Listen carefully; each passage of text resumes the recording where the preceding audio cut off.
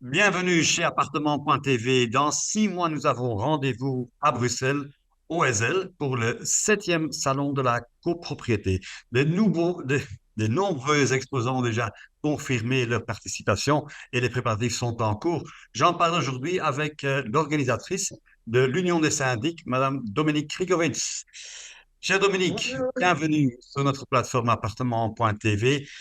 La 7e édition du Salon de la copropriété, justement en 2024, l'année du 30e anniversaire de la publication de la loi sur la copropriété. Alors, est-ce qu'il faut s'attendre à une édition festive du salon? Bien écoutez, oui et non. Toutes les éditions sont festives naturellement, mais c'est une date importante. Donc oui, on y attache de l'importance et on en parlera lors du salon. Comme je viens de le dire, de nombreux exposants ont déjà confirmé leur participation. C'est des exposants assez fidèles au salon. Mais je crois qu'on peut dire que chaque année, il y a des nouvelles tendances, il y a des nouveautés. Euh, Qu'est-ce que nous pouvons attendre davantage cette année au salon? Bien, écoutez, on a effectivement toujours nos fidèles exposants qu'on remercie, qui viennent et qui sont toujours très enthousiastes. Et naturellement, d'année en année, on a des nouveaux exposants. Cette année, par exemple, au niveau de l'amiante, du chauffage, des programmes de gestion qui sont aussi. Et puis, gestion des déchets, nettoyage, ça, c'est quand même aussi quelque chose d'un peu nouveau qui va intéresser beaucoup de gens. Sécurisation des portes, adoucisseur d'eau aussi, parce que les problèmes d'eau sont importants pour la propriété, l'approche écologique, etc. Donc, oui, il y a des nouvelles tendances très intéressantes. C'était des secteurs qui auparavant n'étaient pas tellement intéressés aux copropriétés, hein. Non, je pense que c'était des secteurs qui s'intéressaient surtout aux maisons individuelles. Mhm. Et je pense que ces dernières années, on se rend compte de l'importance des immeubles appartements et du rôle des syndics, effectivement, qui est central. C'est une très bonne évolution. Mais à côté des nombreux exposants, il y a toujours le Congrès national des syndics, comme vous l'appelez, avec une liste impressionnante d'orateurs et d'experts.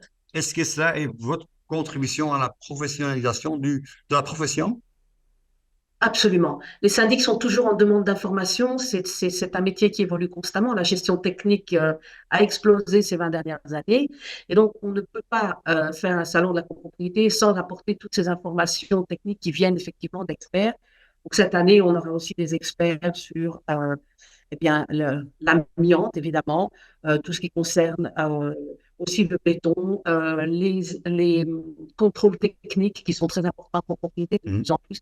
Financement des rénovations et le financement des copropriétés, ben, toutes ces choses-là, plus des questions juridiques. On abordera tout ça au congrès des syndics avec des points épis naturellement. Donc voilà, ce sera très bien.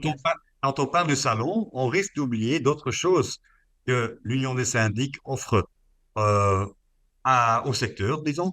Euh, Quels sont les avantages que vous offrez aux syndics en général? Nous, en tant que fédération professionnelle, on apporte au syndic eh bien, essentiellement accompagnement et avis juridique sur l'application de la loi sur la copropriété au quotidien. Ensuite, naturellement, on a aussi une police d'assurance de groupe qui les couvre en cas de problème disciplinaire. On est très fiers aussi de notre magazine où on essaie d'apporter un maximum d'informations que les gens peuvent lire et relire et avec toutes les informations nécessaires. Et puis, je pense que voilà, on a à peu près fait le tour, mais on est à 100% derrière les syndics pour les aider, pour les soutenir. OK.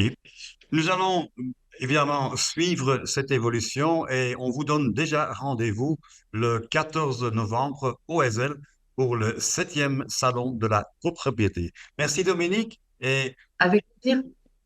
À bientôt. Au revoir.